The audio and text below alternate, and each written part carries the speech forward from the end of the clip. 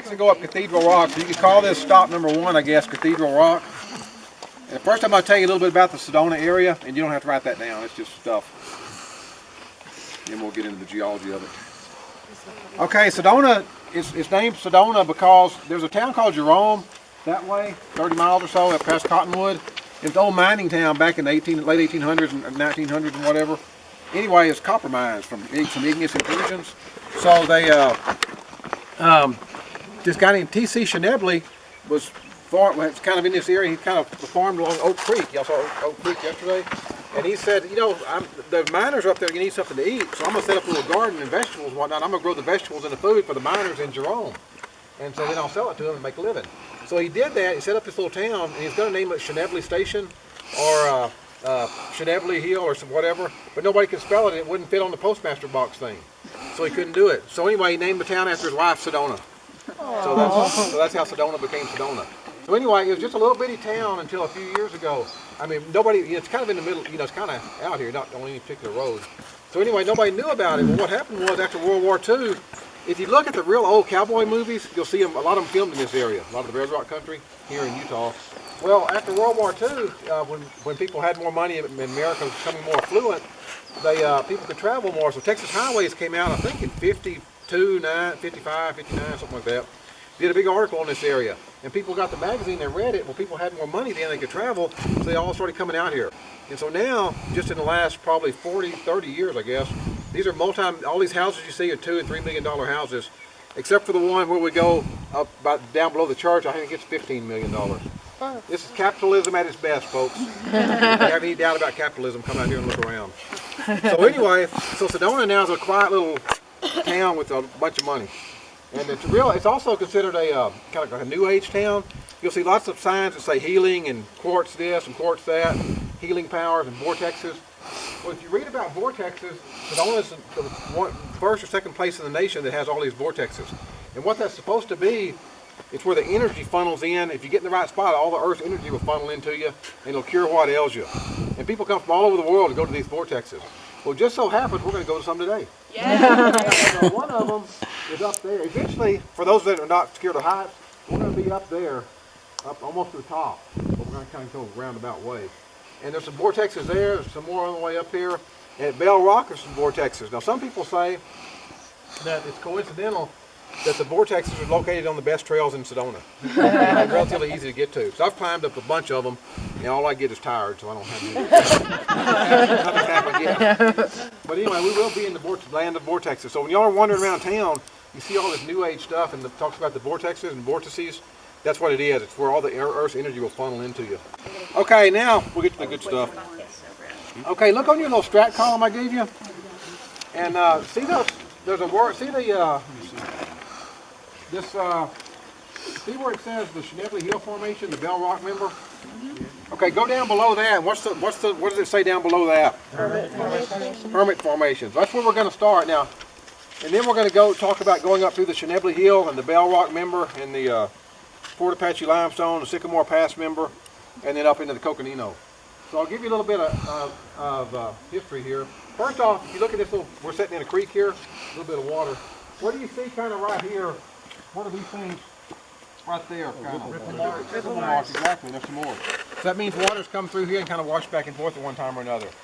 And what do you see in the bottom of the creek? What kind of rocks? And so what if that gets all covered up and fossilized or lithified, then what kind of rock will you have? Conglomerate, exactly. So when y'all see conglomerates up, you look up the creek there behind you, there's also a bunch of rocks.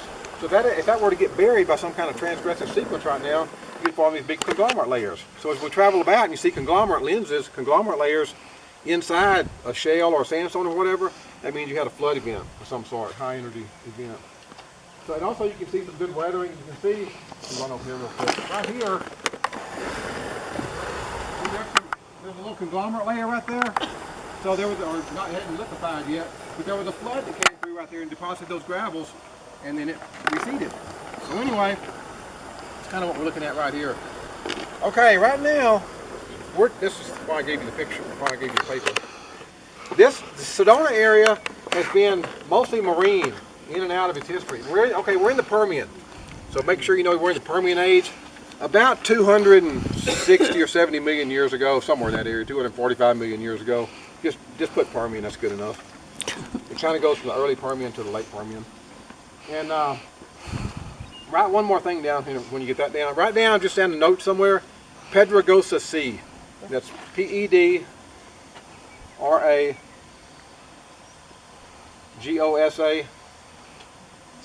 and then SEA, like a sea, like a body of water. The Pedragosa Sea. That's what did all the stuff in here. Okay, so before the Pedragosa, I'll reference Pedragosa a whole bunch. Okay, we're down here right now. Your buttocks are resting on some sand, and we're fixing to walk up into the Hermit Formation. And you'll notice the change of formations when you get out of some of your trees. You got different vegetation. So the Hermit is basically this right down here on your little strat column I gave you. The Hermit's basically river systems, floodplain deposits. But within the Hermits are these little lenses. See how I do little channels right there? They're little channels like that of conglomerate. And so what that means is that all throughout the Hermit time, which is way early Permian, all throughout the Hermit time, we had like a big delta system here. Many rivers flowing down, coursing over the area. And every once in a while they would flood and make a channel, and then the channel would fill up with conglomerates. So if we get a chance to go to the ranger station this trip, we may or may not, you'll see some conglomerate lenses inside the Hermit Formation. And so things are going pretty good. Now, you might wonder, where did all this sediment come from? The sand doesn't just appear, and all this stuff doesn't just appear. It had to come from somewhere. And studies have shown that it came from that way, basically, Colorado area, basically. Well, this, and when we get it to Bryce, it'll be kind of along the same line. All the sediment, or most of the sediment in this area, way back in the Permian days, came from the ancestral Rocky Mountains. And the ancestral Rocky Mountains are no longer with us. They completely eroded away. And they have no relationship to the modern day Rocky Mountains. The only relationship they have to the modern day Rocky Mountains, they're along the same trend. You know, modern day New Mexico, Colorado, and up into Wyoming and Montana. So they kind of trended the same way. So all this sediment that makes up most of the stuff out here, the theory, even though nobody was here to see the ancestral Rocky Mountains, but the theory is that there had to be a source for the material. So there must have been a big, huge mountain range and it eroded away. So all during this Hermit time down here, it's believed that the ancestral Rocky Mountains were shedding material, and this area was subsiding just a little bit, and so all that material was coming down through here and depositing in kind of like the Mississippi River Delta. It would come down here and it kind of flattened out. It went down numerous channels and deposited these floodplain deposits, some shales, some mudstones, some conglomerate lenses and whatnot. And then, notice right here on the top of my Hermit, I've got a squiggly line. What does that mean? Unconformity. Unconformity. That means there was no deposition for a little while. So something happened at the end of the Hermit Formation, at the end of Hermit time. Don't know what exactly, but maybe the Rockies had mostly eroded, and there was no more sediment, or maybe the area was uplifted a little bit and it couldn't deposit, or maybe there was just no more room for sediment to come down here anymore. Who knows? But either way, there's a little unconformity here representing, according to the literature, a few million years where nothing happened. So that's kind of the history of the Hermit. And we're going to skip one member. I didn't put it on here, the Rio Rancho member. We're going to skip that member. It's a real small sandstone layer, about 10 feet thick. It's only you can only see it in one subdivision down at Oak Creek, so we're going to skip that one. Then we're going to get into the Schnebly Hill Formation. And so what a formation is, a formation represents a rock type that was deposited in basically the same depositional environment. It could be sands, it could be limestone, it could be whatever. But within the Schnebly Hill Formation, if you look on your little strat column there, it'll say Bell Rock member and what else? Sycamore Pass member. And then a Fort Apache stuck in the middle there. So what happened was the Hermit time just kind of played out, and things started to change quite a bit. And so the seas had regressed. Regression means the seas go away, and transgress means the seas come forward and cover the earth. So the seas had regressed, and we began deposition of the Schnebly Hill Formation. Formation, by the way, named after T.C. Schnebly, who pretty much established this area. So if you look at the Schnebly Hill Formation on your little strat column, on my little drawing here, it encompasses these three members: the Bell Rock member, the Fort Apache member, sometimes called Fort Apache limestone, and the Sycamore Pass member. And so each one of these members is inside the Schnebly Hill Formation. So everything we do today pretty much is going to be on the Schnebly Hill Formation. And so what it tells us is that things changed. They weren't big enough changes to represent their own formation name. They just kind of, came and go. It was a series of transgressive, regressive sequences, but it was all the same basic type of environment. And so all these, so this Schnebly Hill, this entire thing from Bell Rock up to Sycamore Pass is the Schnebly Hill Formation, and inside that's individual members that tell us what happened in the area. So I'll give you just a second, then we'll get more into it. Again, when we start walking up, we're going to go up here and find some ripple marks in a minute. That's kind of the mandatory part of the hike. After that, Colin or whoever's leading will go up there, and we'll talk about what's up there here in a minute. Pretty easy hike, a little bit of technical climb up a little chute, but relatively simple. Okay, so now we've got, what's the first thing on your strat column? What's the bottom member down there in the Schnebly Hill Formation? The Bell Rock member. Bell Rock. And so the Bell Rock member is, right now we're in Hermit, which is kind of mud and conglomerates and whatnot. When we get out of the trees, we'll get into the Bell Rock member, and we're going to Bell Rock after a while to do it, to walk. So the Bell Rock member is inland sand dunes. It's a bunch of red sand. By the way, why is the sand red? Oxidation from iron. Iron, exactly. Now when this is a little side note here while you're riding. As you go up through here, you can see some white lenses within the rock. And those white lenses, and also when you get above here and you go into the Sycamore Pass, the Coconino, they're real white sands, real pure white sandstones. You don't have to write this down necessarily. But what that means is the sand grains are bigger, and the theory is the water it had iron in it. All this is caused by iron rusting, oxidation. But the white stuff, the sand, if you look under a microscope, the sand grains are bigger, and the water can run through more freely, and it washed out all the iron.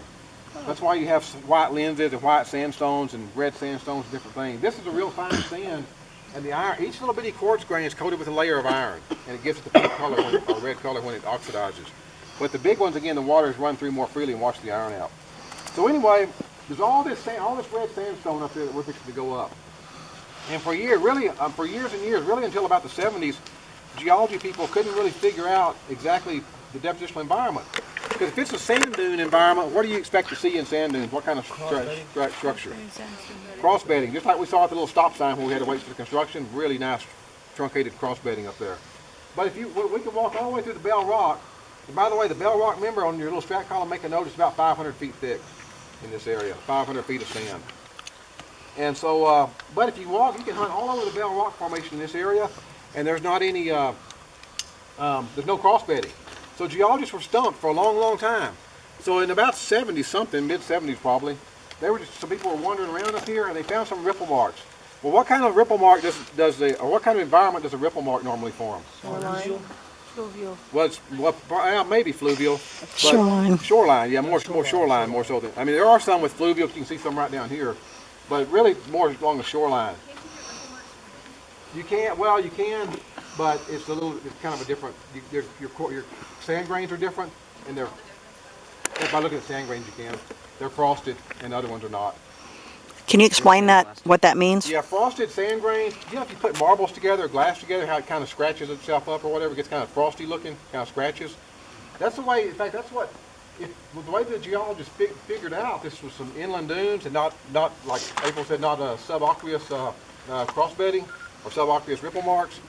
They looked at the grains under the microscope, and they were all frosted, indicating wind deposition. The wind bangs the quartz grains into each other, and it gives it a frosted surface.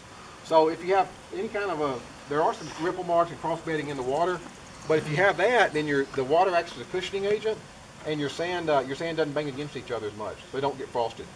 So when you look at the grains up in this stuff, they're heavily frosted grains, indicating wind deposition. But April had a good point, or Dr. Ray had a good point. You've got to figure it out. You've got to figure out where the sand came from, and if it's frosted like that, it's wind deposition. Thank you, Sean. Also, because there's no cross bedding, that gave geologists a fit for a long time. So we're going to go look at ripple marks in a minute. So what happened was, theory is the Pedragosa Sea I mentioned a while ago, all these inland sand dunes had established themselves after some regressive sequences that will involve the red wall limestone and some stuff we'll see at the canyon. And left this big inland dune field. Well, what happened was, toward the end of Bell Rock time, the Pedragosa Sea began a transgressive sequence. It began to transgress into the area. And it's kind of like a you think of it maybe as a cavalry charge, and it was making one big push toward the area. So if you go to Fort Apache, Arizona, which I've never been to, literature says Fort Apache member is over 100 feet thick. Up here, it's about 10 feet thick or whatever. And if you look way up to it, you're going up toward the top, kind of a white line up there about 3/4 of the way or whatever. That's the Fort Apache member that we're going to go hike up to in a little while. And so it's real rare. We'll be able to set on top of the Fort Apache up there. It's real rare to be able to do that, but most times it's way high up, you can't get up there. So what happened was, as the Pedragosa Sea came in, it reworked all these dunes, all this inland dune field from the Bell Rock member. It reworked it, scattered it out, and wiped out all the crossbedding. And so as the Pedragosa Sea continued to advance, it continued to advance, and when you get deep marine water, what kind of rock do you have? Limestone. Limestone. So there's your limestone. The Fort Apache member is a limestone layer. It serves as a real good marker bed in this area. Because no matter where you are in the Sedona area, if you can find the Fort Apache member, then you know where you are in the strat column. You know where you are. So anyway, we're still in the Schnebly Hill Formation. So anyway, so that went on for a few million years. The Fort Apache came in, deposited that limestone, and then, just like the cavalry ran up against the brick wall, the transgressive sequence was over. The Pedragosa Sea began to regress, and it was pretty much gone forever. So what happened after that? The Pedragosa Sea had went away, and so now what's your next member on top of the Fort Apache? Sycamore Pass. And if you notice the little on yours it doesn't have it on these, I drew these little tick mark kind of things, little hash marks. That represents crossbedding. So the Sycamore Pass, if we go kind of at the very top, I don't see any good crossbedding here. A little bit of crossbedding in that corner over there. The Sycamore Pass is a crossbedded sandstone, and so the Pedragosa Sea was gone. It went away. And so now we've got this inland dune field again, Sycamore Pass member being deposited. And so that went on for a few million years. And on top of that, as we saw yesterday coming down the hill, is a Coconino Sandstone, a completely different formation. So the Schnebly Hill Formation is Bell Rock, Fort Apache, and Sycamore Pass members. And then on top of that, you've got the Coconino Sandstone, which is a really, really, really pure white, mature meaning well-rounded quartz grains, mature sandstone. The Coconino was quarried a whole lot for building materials back in the day. And so Coconino is also highly cross-bedded, as we saw on our ride down Oak Creek Canyon yesterday, representing Aeolian environment, desert environment. Probably something like the modern-day Sahara was over here. And so there's something called the angle of repose for dry sand. Anybody know the angle of repose for dry sand? About 32 degrees. And that means the sand will build up on the sand dune, and when it gets past the angle of about 32 degrees, it can no longer support itself, and it rolls downhill. Yeah, just about like that, Chris. And so when we're looking at all this cross-bedded sandstone here and in Zion, if you measure it, it's going to be about 32 degrees. And that's pretty much a dead giveaway. You've got an Aeolian environment, a desert environment.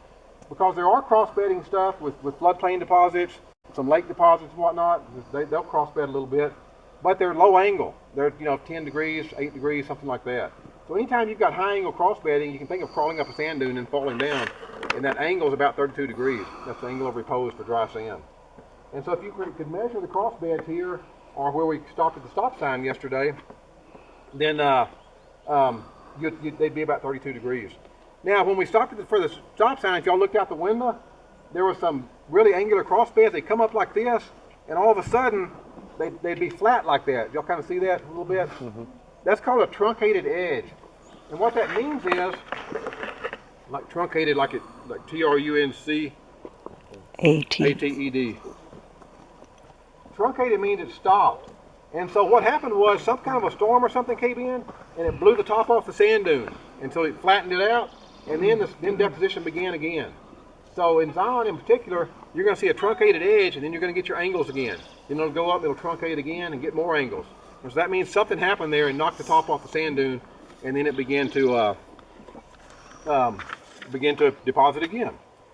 So the Fort Apache member right here, I forgot to tell you, is about 10 or 12 feet thick in this area. It's real thin. So it wasn't, and it pinches out. If you were to go to west, it would completely go away. So there's just a little bit of limestone in this area. It's also dolomite and limestone. The Bell Rock member is primarily all reworked sands from the transgression of the Pedragosa Sea. And then you've got inland sand dunes from Sycamore Pass, inland sand dunes from Coconino, And if you get real into the area, it goes up more formation. So, a long time ago, if you were sitting here back in the Permian, what would you be sitting on right now? But what would be out in front of you? Oh, ocean. An ocean, exactly. So, a long time ago, we'd have had oceanfront property right here. So what I want you to do right now is just close your eyes and think and pretend like you're on the ocean. Like so everybody has to close their eyes. Is that you or me? Takes me a minute to set up here. Close your eyes. Everybody's looking. You got to close your eyes. So just think that you're sitting on. You got oceanfront property right here. So, and you can go grab Liz and scoot a boot if you want to. So back in the Permian time, so George Strait was right. He had oceanfront property, and there's Phil and Paige dancing. So you had and back in the Permian, you had oceanfront property right here. The rest of North America didn't exist yet. Nevada, California, and whatnot, it wasn't here. Those were rafted in later from island arc systems and welded on. So you were sitting right here, and the ocean was lapping at your feet. And eventually, the Pedragosa Sea. So there you go, right here. So the Pedragosa Sea was beginning to advance and deposit that limestone, and George Strait knew that. He was just a little late. So when you hear about that, so North America was much smaller back in the time. So you can enjoy the king for a minute. You know, some of these houses here, you can look out at the ocean, and then you've got you're built up around the area, and now you're going to do this. Anybody recognize it? You're hearing. On the dock of the bay. That's what we're doing. I won't try to sing, but Elaine could if she would come and sing. You want to sing it, Elaine? No, that's okay. They're doing just great. By the way, not Otis Redding. We need to try to find the piano music so we can get it to play and sing. We sang this last year at the Grand Canyon. Yeah, We sure did. Elaine broke out the piano. Uh-huh. So anyway, back in the Permian, you were on the oceanfront property, and you were sitting on the dock of the bay right here. And what were so that was 250, 270 million years ago, whatever. After the Permian, we get the Permian mass extinction event, and then you go into the dinosaur days. So there were no dinosaurs here. Now, if you look around in some of the Coconino, there's reptile footprints and different things, but I've never seen them. But there are a few fossil footprints and whatnot, and there's also some raindrop impressions in the Coconino. So we can sit on the dock for a little bit longer, then we'll go to work. So if you rub your hands on the rock you're sitting on right now, what does it feel like? Sandpaper. This area is also called the slick rock country because when it rains, it can get a little slick. Now the good thing about sandstones, that you rarely ever slip on them.